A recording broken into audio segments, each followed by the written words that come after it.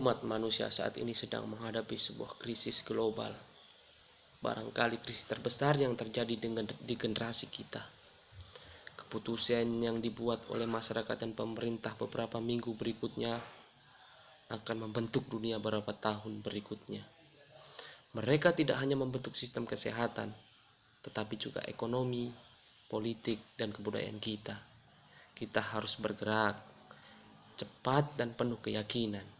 Kita juga harus memperhitungkan dampak jangka panjang dan tindakan yang diambil manakala kita memilih sebuah alternatif. Kita seharusnya tidak hanya menyempatkan bagaimana mengatasi ancaman yang terjadi saat ini, tetapi juga dunia apa yang kita ingin tinggali selepas badai berlalu. Ya, badai pasti berlalu. Umat manusia akan bertambah, banyak dari kita akan tetap hidup. Akan tetapi, kita akan tinggal di sebuah dunia yang berbeda. Banyak tindakan darurat jangka pendek akan dijadikan pengaturan dalam hidup. Ini dapat diartikan sebagai waktu alamiah dari kedaruratan.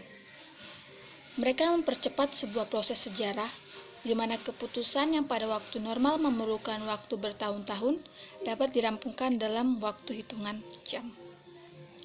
Teknologi yang belum layak uji dan bahkan berbahaya terpaksa dipergunakan. Karena memilih diam menyimpan risiko yang cukup besar. Seluruh negara dijadikan marmot dalam eksperimen sosial skala besar. Apa yang terjadi ketika orang-orang bekerja dari rumah, berkomunikasi dari jarak jauh? Apa yang terjadi ketika sekolah dan universitas beroperasi secara online? Jelas, pada waktu normal, jajaran pemerintah, pengusaha, dan pendidik tidak akan pernah setuju dengan hal ini dan eksperimen tersebut. Tapi apa boleh buat, ini bukanlah waktu yang normal. Dalam masa kritis seperti sekarang, kita dihadapkan dengan dua pilihan penting secara khusus.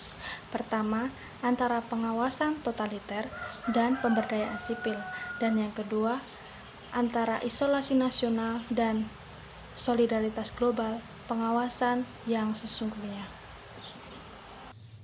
Demi penghentian epidemi, seluruh penduduk harus patuh pada panduan tertentu.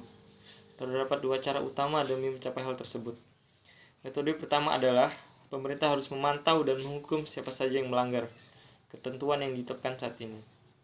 Untuk pertama kalinya dalam sejarah umat manusia, teknologi memungkinkan pemantauan terhadap semua orang. 50 tahun silam, KBG tidak mampu mengikuti warga Soviet berjarak 200 meter selama 24 jam.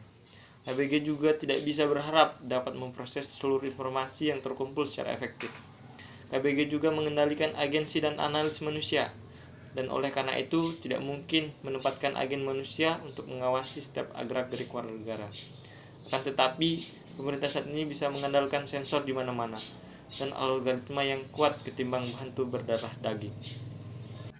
Dalam pergulatan mereka melawan pandemik virus corona, pemerintah telah mengerahkan banyak perangkat pengawas termutakhir.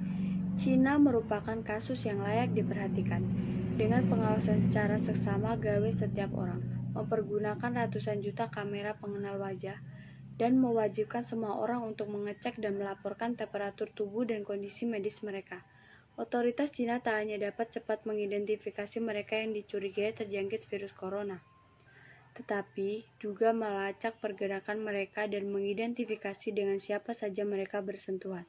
Berbagai aplikasi seluler memberikan peringatan terhadap warga terkait kedekatan jarak mereka dengan pasien terinfeksi. Teknologi jenis ini tidak hanya terbatas di Asia Timur. Badan Pertahanan Israel, Benjamin Netanyahu, baru-baru ini melimpahkan wewenang kepada pertahanan Israel untuk menggerakkan teknologi pengawasan yang biasanya digunakan untuk terorisme dan pasien virus corona. Saat tim kecil bersangkutan menolak untuk melimpahkan wewenang bertindak, Netanyahu menabrak dengan dekret keadaan darurat. Anda mungkin berpendapat bahwa tidak ada yang baru dari semua ini. Dalam beberapa tahun belakangan, pemerintah korporasi sudah menggunakan teknologi tercanggih yang pernah ada untuk melacak, memantau, dan manipulasi orang banyak. Apabila tidak berhati-hati, epidemik akan menjadi sebuah babak baru dalam sejarah pengawasan umat manusia. Bukan hanya karena ia dapat memerahkan penggunaan perangkat pengawasan massal dalam suatu negara yang selama ini menolak hal tersebut, melainkan juga karena ia menandai sebuah transisi dramatis dari pengawasan di luar kulit menuju pengawasan di dalam kulit. Saat ini, saat jemarimu menyentuh lawar gawat dan menekan sebuah pranala, pemerintah ingin mengetahui apa yang kamu tekan. Tetapi ketika corona datang, semua fokus teralihkan, semuanya berubah. Saat ini pemerintah ingin sekali mengetahui berapa temperatur jemarimu dan berapa tekanan darah di bawah kulitmu.